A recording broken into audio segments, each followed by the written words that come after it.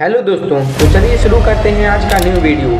आज के वीडियो में हम जानेंगे पंडित जवाहरलाल नेहरू की विदेश नीति के बारे में। आज के वीडियो में हम जानेंगे कि आखिर क्यों गांधी जी ने पंडित नेहरू को पीएम बनाया, और वह चाहते तो सरदार वल्लभ भाई पटेल को भी पीएम चुन सकते थे, लेकिन क्यों उन्होंने जवाहरलाल नेहरू को पीएम बनाया। इसके साथ में हम जानेंगे पंडित जवाहरलाल नेहरू की उन गलतियों के बारे में जिन्हें आज भी हमारा देश भुगत रहा है, और साथ में हम नेहरू के उन अचीवमेंट्स के बारे में भी जानेंगे जिनकी वजह से आज हमारा देश विकास के स्तर पर पहुंच पाया है। तो चलिए शुरू करते हैं।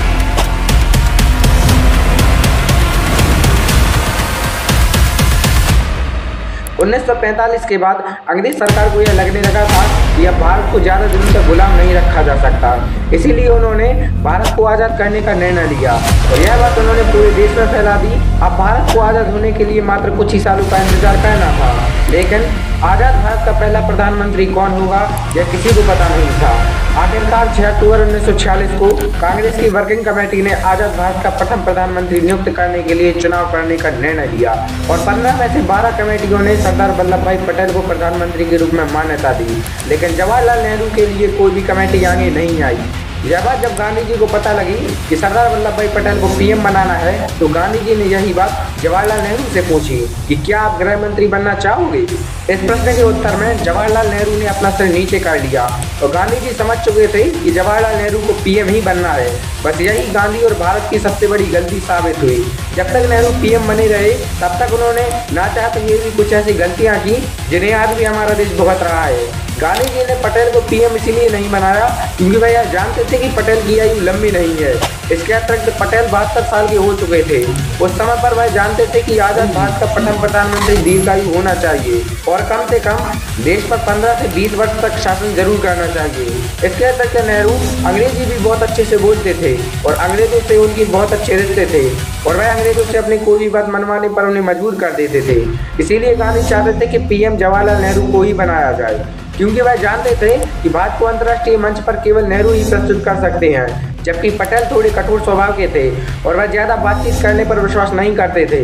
उनका काम सीधा डायरेक्ट एक्शन का था। गांधी जी ने यह प्रोटेक्शन उस समय पर कर लिया था, लेकिन वह पटेल को थोड़ा कम आंक रहे थे। अगर जवाहरलाल नेहरू की गलतियों को किसी ने संपूर्ण रूप से सुधारने का कार्य किया है तो वह केवल सरदार वल्लभ भाई पटेल ही थे। तो चलिए जानते हैं उन सारी गलतियों के बारे में। 15 अगस्त 1947 को देश आज़ाद हुआ। अच्छा, क्या आपको पता है अंग्रेजों ने 15 अगस्त को ही हमारे देश को क्यों आज़ाद किया? वह चाहे तो 25 या 30 अगस्त को भी कर सकते थे। इसके अलावा अगस्त के अलावा सितंबर अक्टूबर में भी हमारे देश को आज़ाद कर सकते थे, लेकिन फिर उन्होंने 15 अगस्त को ही क्यों किया? तो उसका रीज़न यह है कि 15 अगस्त 1945 को जापान ने अंग्रेजों के सामने सरेंडर कर दिया था, अर्थात द्वितीय विश्व युद्ध का अंत 15 अगस्त को हुआ था। द्वितीय विश्व युद्ध का अंत 15 अगस्त को होने के साथ ही अंग्रेज विश्वगुरु बन चुके थे, इसीलिए 15 अगस्त का दिन उनके लिए शुभ था। चलिए टॉपिक पर वापस आते हैं। 15 अगस्त 1947 को जब देश आज़ाद हुआ, तब आज़ाद भारत के प्रथम प्रधानमंत्री पंडित जवाहरलाल नेहरू को नियुक्त कर दिया गया, परंतु जिन्ना को भी पाकिस्तान मिल चुका था, लेकिन जिन्ना ने पाकिस्तान जाने से पहले भारत में एक बहुत बड़ी आग लगा दी, और वह आग थी धर्म की। देश में लाखों हिंदू मुस्लिम कट रहे थे। न गांधी को समझ आ रहा था और न नेहरू को समझ आ रहा था कि देश में हिंदू मुस्लिम दंगों को कैसे रोका जाए। उस समय पर सरदार वल्लभ भाई पटेल आगे आए। उन्होंने घोषणा कर दी कि दंगाइयों को सीधे गोली से मार दिया जाए, और फिर धीरे धीरे देश से हिंदू मुस्लिम दंगे समाप्त होते चले गए। इसके अलावा अंग्रेजों ने एक चाल और चली थी। जब अंग्रेज भारत को छोड़कर गए थे, तब उस समय पर अंग्रेजों ने भारत को कई हिस्सों में तोड़ दिया था, जिन्हें हम रियासतें कहते थे। शायद वह यह जानते थे कि यह रियासतें कभी जुड़ने वाली नहीं है और इंडिया वालों को फिर से गुलाम बनाने में आसानी होगी, लेकिन वह यह भूल चुके थे कि यहाँ पर सरदार वल्लभ भाई पटेल के नाम का एक लोह पुरुष है, जिस लोह पुरुष ने सारी टूटी हुई रियासतों को एक किया और भारत को एक अखंड भारत बनाया। इसके बाद 22 अक्टूबर 1947 को पाकिस्तान ने कवालियों के वेश में कश्मीर पर हमला कर दिया। उस समय पर कश्मीर के राजा हरी सिंह थे। हरी सिंह भागते हुए दिल्ली आए, और दिल्ली में उन्होंने जवाहरलाल नेहरू से सैन्य मदद की अपील की, और नेहरू भी सैन्य मदद के लिए मान गए।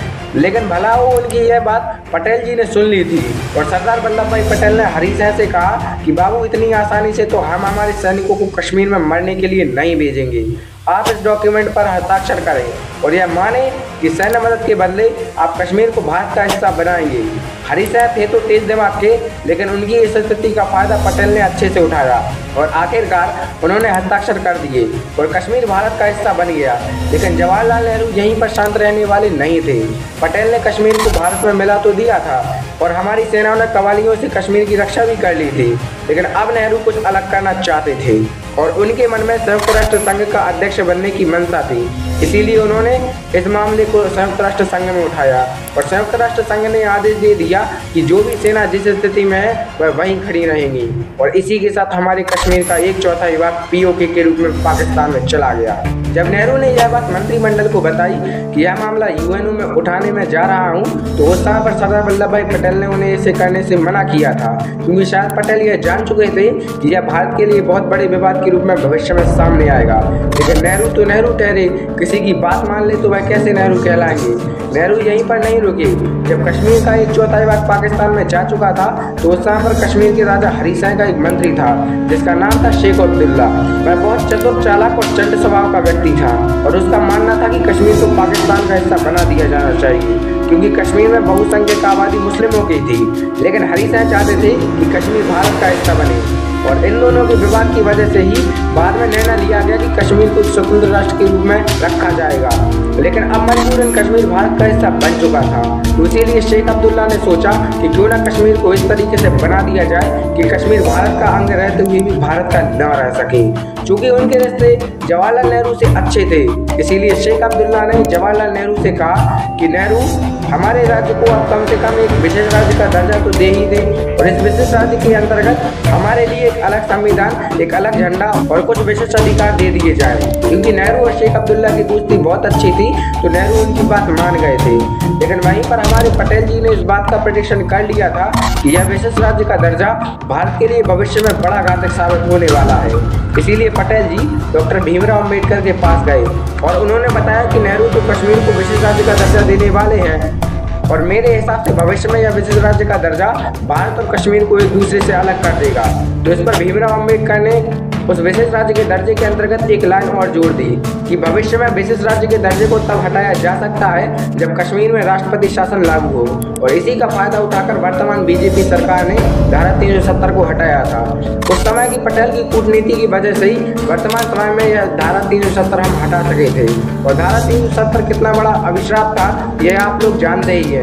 और यह सब जानबूझकर शेख अब्दुल्ला ने करवाया था, क्योंकि वह जानता था कि अगर अलग संविधान होगा, अलग झंडा होगा और ना ही भारत में से कोई व्यक्ति कश्मीर में रहने के लिए आ पाएगा, लेकिन जब पाकिस्तानी लोग यहाँ पर आ सकेंगे और यहाँ की नागरिकता ले सकेंगे तो धीरे धीरे अपने आप ही कश्मीर पाकिस्तान बन जाएगा। और बाद में लगभग 50 सालों तक यही होता रहा। लेकिन डॉक्टर भीमराव अम्बेडकर और पटेल की कूटनीति का फायदा आज की भाजपा सरकार ने उठाकर धारा 370 को खत्म किया। धारा 370 के बारे में हम एक और नया वीडियो बनाएंगे जिसमें हम चर्चा करेंगे कि यह धारा कश्मीर को किस तरीके से बर्बाद कर रही थी। नेहरू की जो दूसरी बड़ी गलती सामने आई थी वही थी सिंधु जल समझौता। अगर आपको सिंधु जल समझौते के बारे में नहीं पता तो मैं आपको शॉर्ट में बता दूं कि नेहरू ने पाकिस्तान से संबंध अच्छे करने के लिए देश की सिंधु नदी को पाकिस्तान को गिफ्ट में दे दिया था। पाकिस्तान हमारा दुश्मन राष्ट्र है और दुश्मन को गिफ्ट में गोली और बारूद दिए जाते हैं, पानी नहीं दिया जाता है। पर नेहरू ने यह सोचकर सिंधु जल समझौता कर लिया कि पाकिस्तान और भारत के रिश्ते बाद में सुधर जाएंगे। और सिंधु जल समझौते में था क्या और सिंधु जल समझौता भारत के लिए किस प्रकार से घातक साबित हुआ। और इसके अलावा नेहरू ने कई सारी गलतियां और भी की जिनका प्रभाव आज भी हमारे देश पर पड़ रहा है। इसके अलावा उन सारी गलतियों और नेहरू के अचीवमेंट्स के बारे में हम नेक्स्ट वीडियो में चर्चा करेंगे। मिलेंगे एक और नए वीडियो के साथ, करेंगे किसी और न्यूज का पोस्टमार्टम। तब तक के लिए जय हिंद।